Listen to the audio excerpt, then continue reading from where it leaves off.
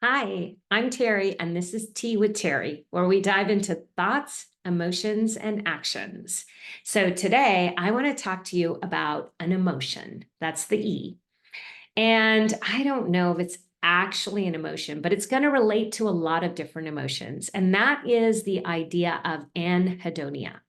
This is a concept, a definition, and a response that I first heard when I was an alcohol freedom coach with This Naked Mind. So, the idea of anhedonia, the definition is the inability to feel pleasure.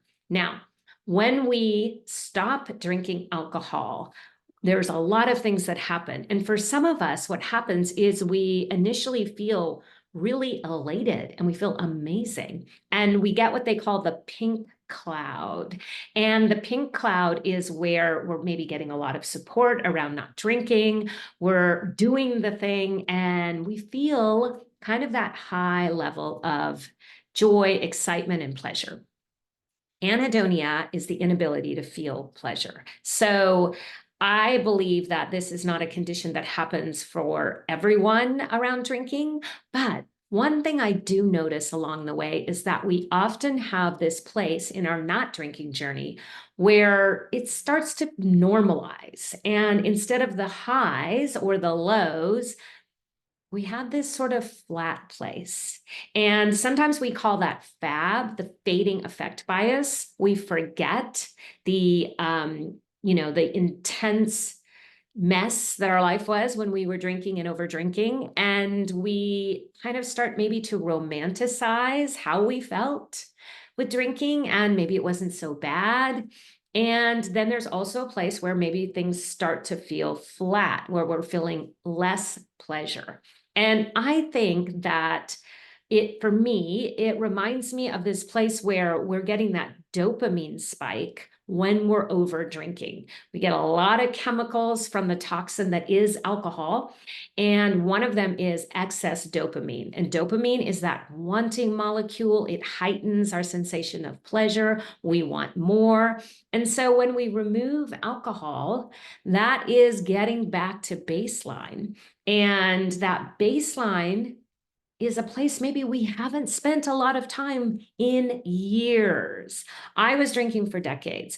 And so I didn't know what it felt to feel natural spikes of dopamine. So when the dopamine was gone, it would make sense that that flat place might have felt like a lack of pleasure or the inability to feel pleasure.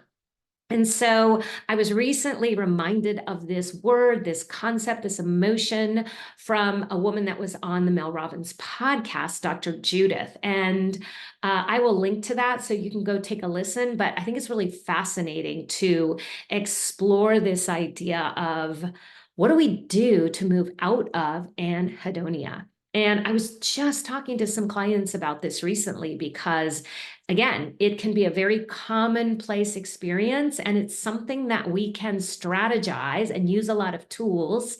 We can get out of it. And so, what we want to do is we want to start to recognize where we're denying our emotions and feelings. So, the first place always to start is with awareness.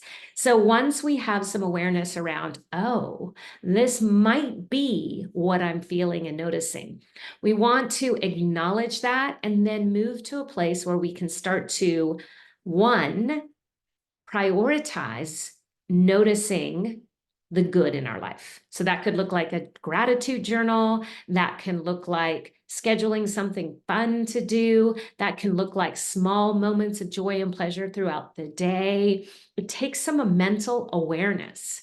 So that's one thing. And then the second thing we can do is really plan something fun. Novelty is a big part of this journey, and recognizing the things that we maybe used to do that we're no longer doing because drinking got in the way, exploring those things again. Take a cooking class. I recently went line dancing. Play a game of cards with a friend. Go to a craft store and just explore. Whether you buy something to create or not, maybe just the colors will stimulate your senses. There are so many beautiful moments of joy out there. Don't let anhedonia get in the way. So I'm Teri, and this is Tea with Teri. You can follow my Instagram channel and get more thoughts, emotions, and actions around not drinking, nutrition, and this thing called midlife.